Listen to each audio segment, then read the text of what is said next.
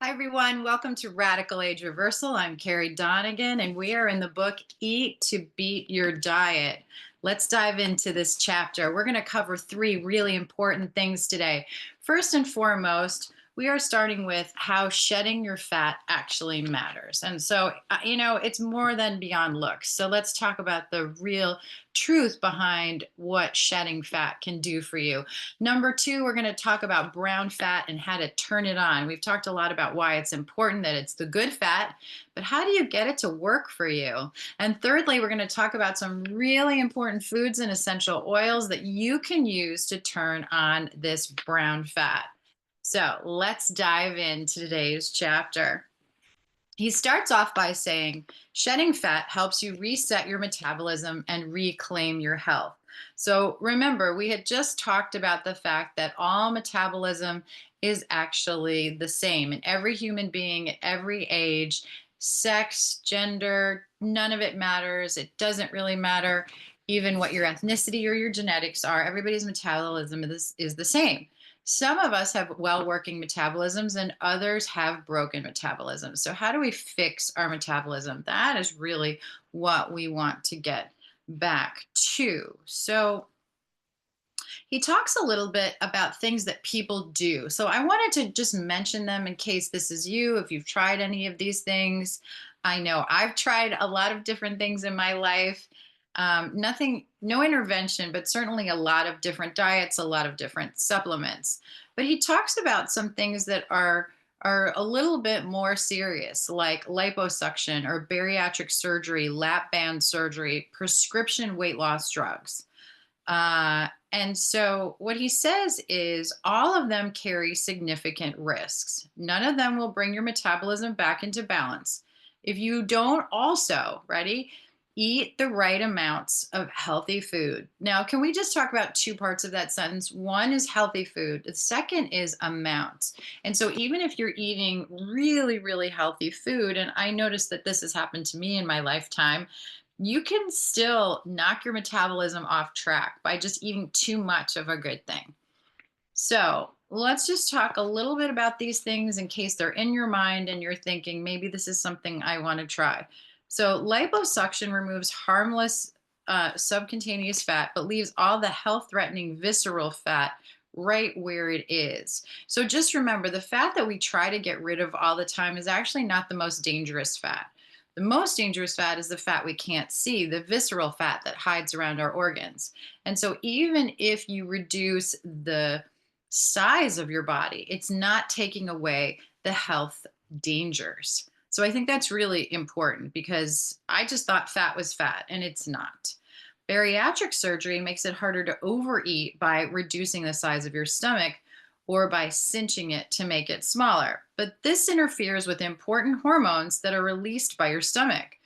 And drugs that prevent your body from digesting fat not only reduce your ability to receive benefits of eating healthy fat, they also cause liquid, oily stools to leak out of your rear end. Not fun.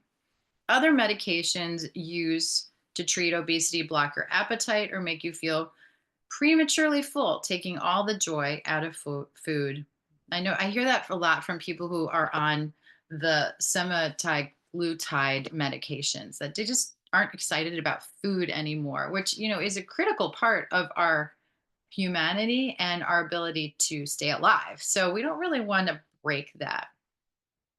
And then there are serious side effects with obesity medications like suicidal ideation, pancreatitis, and thyroid cancer. So let's not grab on to these quick fixes too lightly. And look, I understand that some of you have had a broken metabolism since childhood, and it seems like there is no hope in sight, which is why I was very passionate about bringing this book to the forefront so that people can see and understand what he's talking about. Because I think of all the books I've read, this one is so measured, it's so smart, it's so backed by science, and it's doable, and it's not shameful. I mean, the way he talks to people is so beautiful that I just think he's a great reference and he's a very good voice in this day and age in the climate that we're in.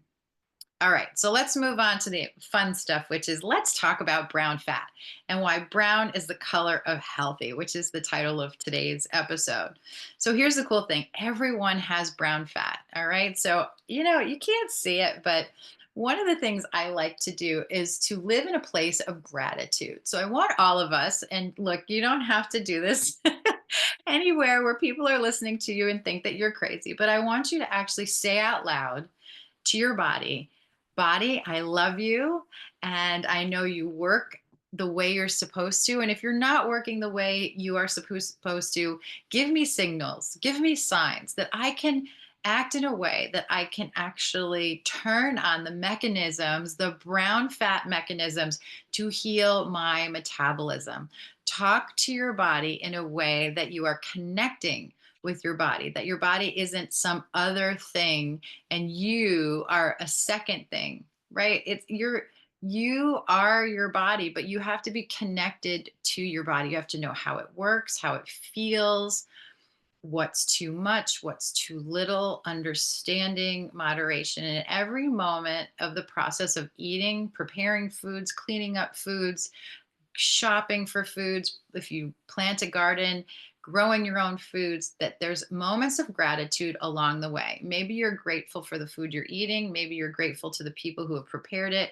Maybe you're grateful to those people who work in grocery stores, work on farms, work in factories, whatever it takes to get the food on the table and into your body. Just bring that gratitude, including gratitude for your brown fat throughout your day. So, my challenge to you for the month or the week, I should say, the week ahead is get into the habit of thanking your body for the brown fat and asking it to turn on and do its job. Now, we're also going to find other ways of doing it, but I believe that mindfulness is key to seeing and receiving what you need because honestly, if you're not asking for something, how are you going to get it? So, when activating brown fat, it draws on fuel stores and it that's found in white fat. So just think, like you have your little brown fat, it makes sends a signal to your white fat and says, you know what, we need more energy right now. Let's pull out some of that energy from your fat storage, and you're going to shrink the outside fat, the fat that everybody seems to want to get rid of, and your brown fat is key for that to happen.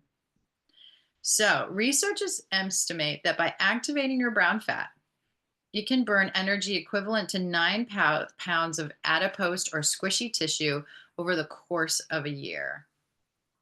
So, you don't have to change anything that you're doing other than turning on the brown fat. So, just turning on brown fat by changing your diet a little bit, changing your food choices a little bit, adding some essential oils. We're going to see how that works. You could be losing 9 pounds a year with really very minimal effort whatsoever.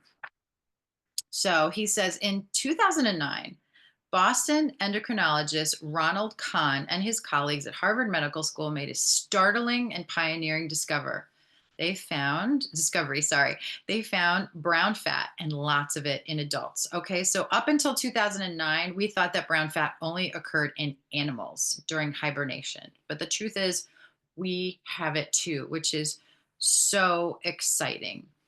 And here's another thing that's really, really cool in the way this happens. I love this story. So there was this 67-year-old woman who came to the hospital in Boston and she had this mass in her chest. And so they thought it was a tumor, they thought it was cancerous, and they went in to remove it.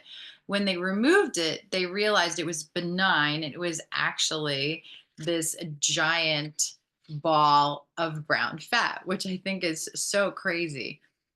And it was sitting above her diaphragm at the level of her lower rib cage. Her doctors also performed a PET scan, which they used um, to find tissues with a high metabolism. So this tumor had a high metabolism rate. Tumors are often highly metabolic, so they're colorful. They're very colorful on a PET scan, um, and typically it's indicative of cancer. So when you see a tumor that's highly metabolic, it's growing, you know that it's potentially cancer. So this ball of tissues lit up like a Christmas tree, they said. To the researchers' surprise, when they removed it and they examined it, it wasn't cancer at all. It was a rare benign tumor called a hibernoma, and it was made of brown fat. So I thought that was really, really cool. So then this doctor, super smart, decided he was going to go into the archives and pull out all the PET scans he could find to see if there was brown fat in other people. And lo and behold, he pulled 1,972 patient scans to look at them. And what he found was in adults, in these PET scans, that everyone had brown fat. Now, interestingly, he said that the signal was there, but not between the shoulder blades. So they originally thought that brown fat was kept between the shoulder blades of babies, and it was only used there to help the baby grow. But in adults, brown fat was actually around the neck, the collarbone, the pectoral muscles, and the shoulder blades, in your chest and in your abdomen. So when you're talking to your brown fat, it's really from your neck to your diaphragm. Think of it that way. So what showed more brown fat on these PET scans than others? And this was interesting: cold temperatures. So here's what they found out. When you are in the cold, your brown fat is actually activated more than when you're in warmer temperatures. Why would that be? Because it does produce heat. And when it produces heat, it also raises your metabolism, your fat burning, your energy pulling mechanism. And so it is good for us to get safe exposure to cold. Now, some people like to do cold plunges, but honestly, even going outside for 15 or 20 minutes and taking a walk in the winter or in colder temperatures, or taking a shower that's a little colder, or even something that I like to do, because I'm not one who's going to just jump into a cold bathtub. But what I will do is kind of delay the clothing process after a bath or a shower. So I get out of a warm tub, dry off, and then try to stay naked as long as you can without, shivering too much. But the idea is you want to drop your body temperature, and water does that really, really well. So let the water, dry off. If you can sit in a tub or a shower wet for a while, you'll actually cool down your body even faster. But if you can't stand it, then dry off. But don't immediately wrap yourself up and try to preserve the heat. Allow your body to actually cool down a little bit. This is going to activate that brown fat.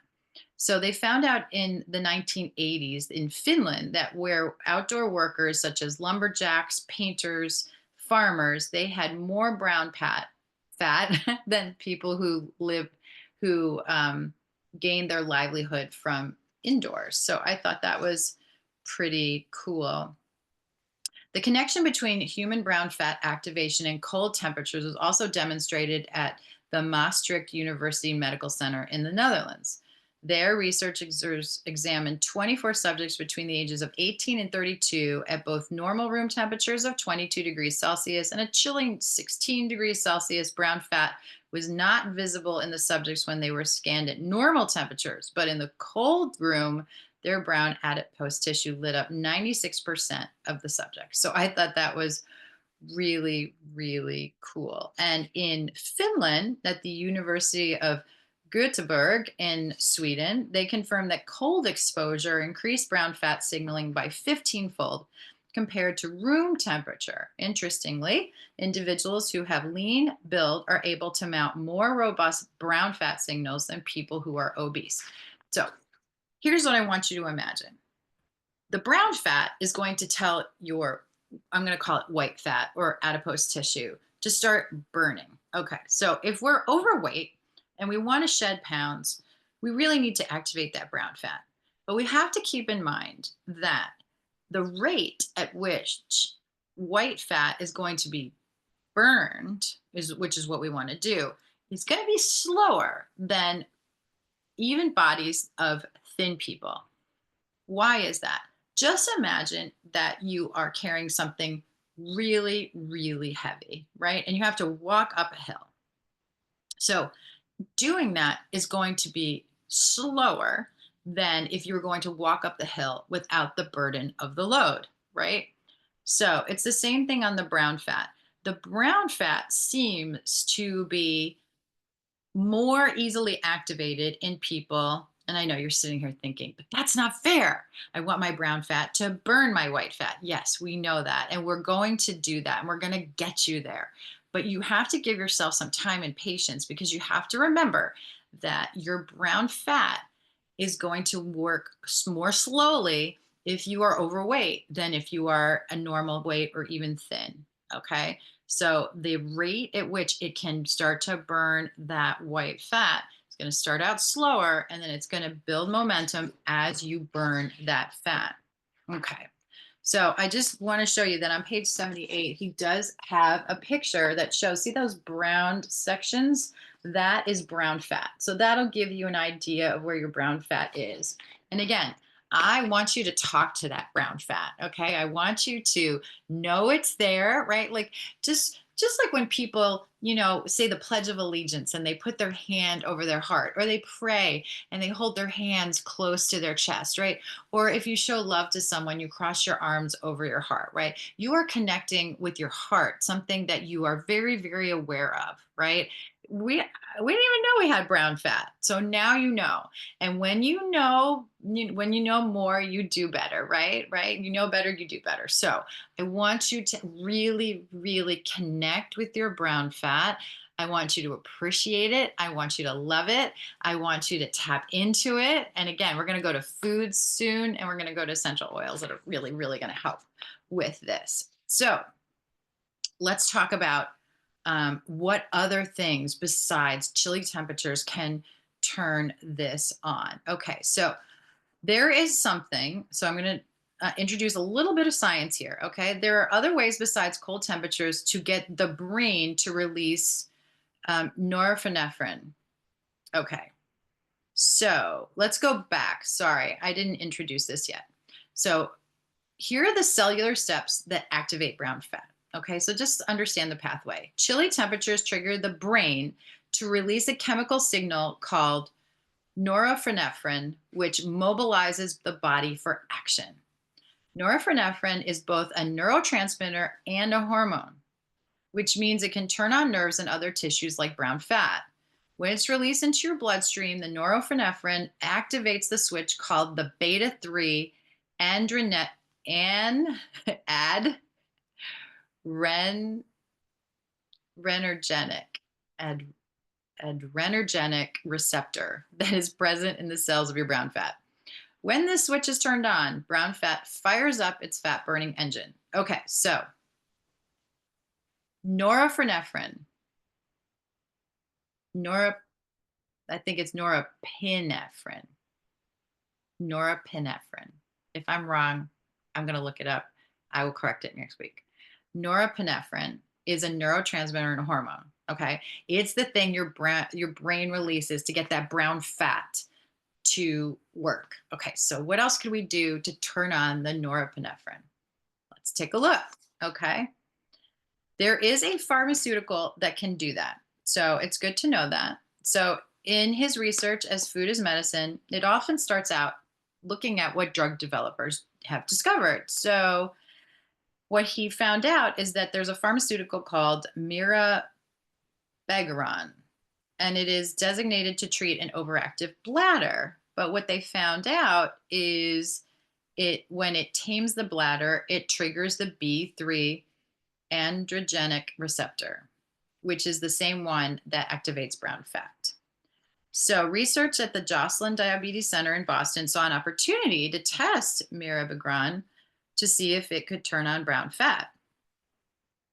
They conducted a study of 12 lean, healthy men in their 20s, and the researchers confirmed that their subjects indeed had brown fat by exposing them to cold temperatures and then performing a PET scan to look for the colorful images. Next, the subjects swallowed 200 milligrams of mirabegron, a high dose that is 8 times higher than the normal use for overactive bladder. So sometimes you have to remember when they do these studies, they give patients or subjects like a lot more than they would normally. They scanned them again, and what they saw was the brown fat turned into thermogenesis, right? So it started producing energy and heat. Remarkably, the brown fat activity was elevated by as much as 1,000-fold in at least 8 areas of the body, including the normally hard to detect brown fat around the kidney, spleen, and liver. Excuse me. When the drug's effect on metabolism were measured, the researchers found that the mirabegron had increased it by an average of 13% compared to those who took the placebo. Okay, so this sounds like a magic pill to me. Let's see where it's going. Their brown fat burned down the fuel that was stored in their white fat. With the rate of metabolism increase, the researchers calculated that the mirabegron would result in an 11-pound weight loss over 1 year's time and a 22-pound loss over 3 years. But it's not approved for activating metabolism. Furthermore, it caused side effects, right? So this is where, wow, this is sounding really, really good until we find out what causes high blood pressure, swelling of the nose and throat, headache, bloating, blurred vision at its usual dose. Okay, so they gave it 8 times to turn on the brown fat, but at a regular dose, you have all these side effects. So this isn't really the solution. But what do we find? We found that there were ways to activate brown fat. Okay. You cannot safely take drugs to activate your brown fat, at least not yet. But I recognize that far more preferable approach using foods could trigger thermogenesis as well. So I began researching foods that activated the beta 3 androgenetic receptor to trigger brown fat. And I found that Mother Nature has provided us with many ways, many foods to coax your brown fat into healing your metabolism. So first and foremost, what he found was chili peppers. So those of you who love chili peppers, guess what? Chili peppers are going to activate your brown fat. So they found out at the end of 3 months, the cayenne pepper eaters had 6-fold greater decrease in the amount of visceral fat in their body, the bad stuff, compared to the group who took a placebo. So that is excellent news. Now, what happens if you don't like spicy food, right? So there's more, so don't worry about it. What they found was your chili pepper response actually triggered a stress response, which is fight or flight, which you would think, I don't want to be stressed because doesn't stress make you heavier? Well, yes and no, right? Body's complicated. So it says the nerves responded to the hormone norepinephrine, and you learned about earlier, but these nerves also assisted with gut digestion, heart contractions, and thermogenesis. So here's how chili peppers triggered the thermogenesis. Your fight or flight nerves are immediately activated the moment the spicy peppers hit your tongue. On the surface of your tongue are temperature sensors that live on the ends of special sensors nerve fibers. Their job is to detect hot temperatures, think scalding hot soup, and pain, thinking of the burning hot chili sauce or wasabi. One of the sensors is known as TRPV1, and we're going to pronounce it TRPV1. TRPV1, sometimes called the capsaicin receptor. As I mentioned earlier, capsaicin is the bioactive component in chili peppers. So I didn't go through all of that stuff earlier. You can go back and read on page 82 if you want all the details of the study. But here's the cool thing, okay? This is what you want to write down. Other bioactives that provoke this receptor are found in black pepper, ginger, and clove oil. So here's the cool thing. We can take these 3 oils and we can put it in a bottle. This is my favorite thing to do. You're going to see me talk about this all the time. I leave this bottle on the counter in my bathroom along with this little pretty tea container that I bought in China many years ago. And I put my gel caps in it. Okay. You can use whatever method works for you. I end up in the bathroom during the day. I don't know about you. So this is a visual cue for me that I need to take this. Now, I like to take this 1 to 4 times a day. And I will show you what I do. When I'm working on something, I take the essential oils that I need to use to achieve my goal and I put them in the bottle. Okay. So I usually put about 20 drops of what I'm trying to use every day in, and I'll tell you why. This dropper, which you can get at a lot of different places online or in your local Sometimes pharmacies sell these too. Okay. So you can see the size of my hand. So you can see the size of the bottle. It's about the size of my palm. And the dropper will be compatible. These capsules, which are, I think, called a double O capsule, they have 14 drops. Now, the easiest way to figure out how many drops are in your capsule is actually to measure it out the first time, and then you'll know exactly. So, here's the interesting thing about essential oils. You can take 24 drops of any essential oil in a 24-hour period. Okay, so I could take 24 drops of peppermint and 24 drops of lemon and 24 drops of ginger and 24 drops of cardamom, whatever I want to take. Now, that's going to be a lot of essential oil for you to digest. If you're going to ingest a doTERRA therapeutic grade essential oil during the day for a lot of different things. I take a different tactic. My tactic is, if I'm trying to achieve a goal, I take all the essential oils that I want to use to achieve that goal and I put them in the bottle and I add about 20 drops every time. And so if next week, let's say I ended up with a little bit of a scratchy throat and I wanted an anti-inflammatory, then I might add peppermint into my bottle or something else, or if my digestion was sluggish, I might add cardamom into the bottle.